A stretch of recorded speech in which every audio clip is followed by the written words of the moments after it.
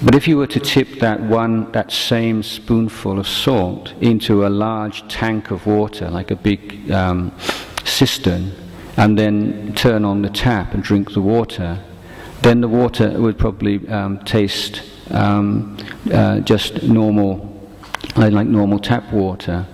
So it's not that the salt has disappeared, that you've got rid of it, but because it's been dissolved in such a large amount of water, its presence is not experienced in the same way. And this is the way in which Dhamma practice works. It's not that old karma disappears necessarily, but a lot of it it's as if it becomes dissolved as the mind expands and becomes brighter and lighter and calmer. So this is a way of Dhamma practice working through old karma. But what it is definitely not is a kind of a fatalism. It's not saying that because this happened in the past, you've got to receive this karmic result in the future. Because you stole something from that person, someone's going to steal from you, or he's going to steal from you, or something like that. There's so many competing and contending causes and conditions, but nothing is lost. This is the point. Every positive intention, every wise, kind intention has a wise, kind, positive result. Every negative intention has a negative result. But you can't just look at somebody's life and say, oh, he did all these bad things, therefore, he should come to a sticky end. I used to find this in, when I was a child, all these absolutely evil Nazi war criminals, who end up living lives of luxury in South America. So how does that work? It's obvious that you can't see in a short period of time. It's necessarily going to pan out to someone who's done really evil, nasty things, are going to experience all kinds of evil, nasty events in their own life. So, okay, I'm maybe answering a bit too much length. I'll try and speed up a bit. Was Buddhism a religion your family practiced? If not, when? Why? How did it interest you? And no, I think my parents probably never even heard of Buddhism, or hardly.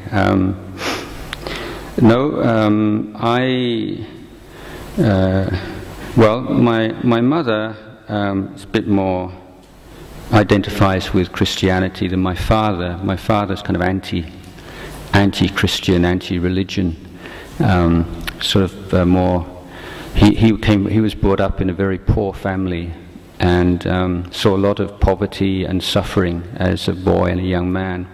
And he said he went to some of the churches to listen to what they were teaching. It didn't have anything to do with his life at all, and so he rejected it. But he had his own kind of private religion, very honest, kind person, a lot of integrity. But when I was small, I was sent off to church, and then I think I was about 7 years old, and I said, I'm not going anymore. And my dad said, you should go, it's a good thing to do. And I said, well, if it's so good, why don't you go? And he said, and so, when you're a Farang, you can talk like that with your dad. And so he said, all right. So I stopped going then when I was about 7. And after that, never really thought about it. I found the whole Christian tradition totally weird, alien, unbelievable. When I was I was probably about 8 years old, and the BBC came to do a documentary, like it was a religious program at our school, and I was one of the ones selected. And they asked me what I thought, and I said, don't believe any of it, it's a load of rubbish. So I was kind of proud of myself, but afterwards, when all my friends got on TV and I didn't, I thought maybe I didn't really answer as well as I might. Anyway, for me, the interest was, like I've been really trying to stress to you, my interest all began, I'm interested in life. What's this all about? What's a good life? What's the best life? Why is why is the world such a mess? Why is there so much injustice and cruelty and suffering in the world? Why is it like, does it have to be like this? You know, is there anything that anybody can do about it, practically speaking? What are the root causes of this complete and utter fiasco that, you know, is the human condition?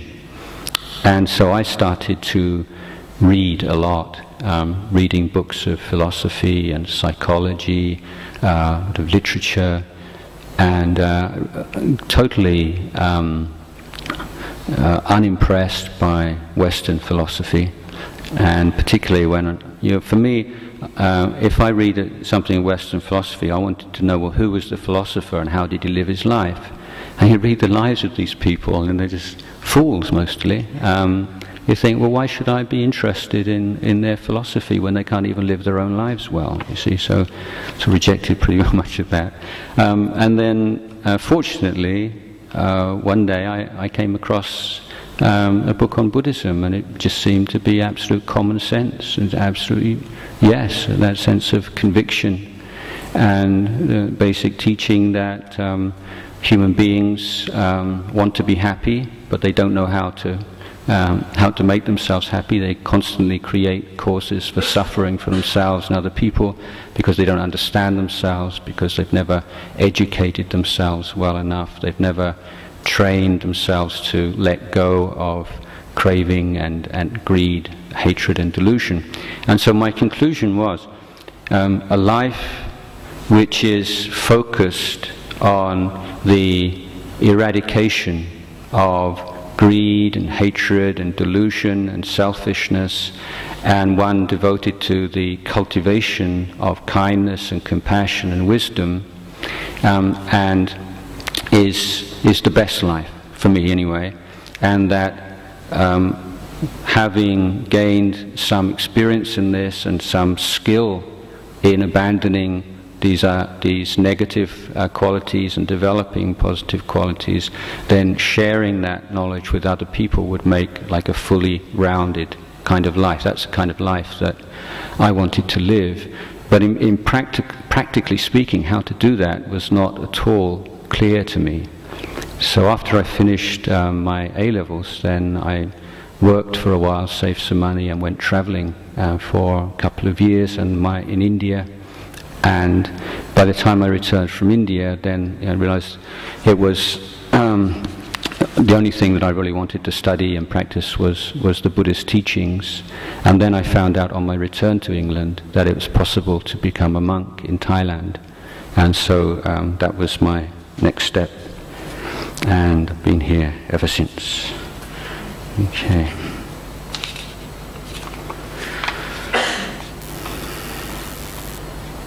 Okay. There's two questions about procrastination.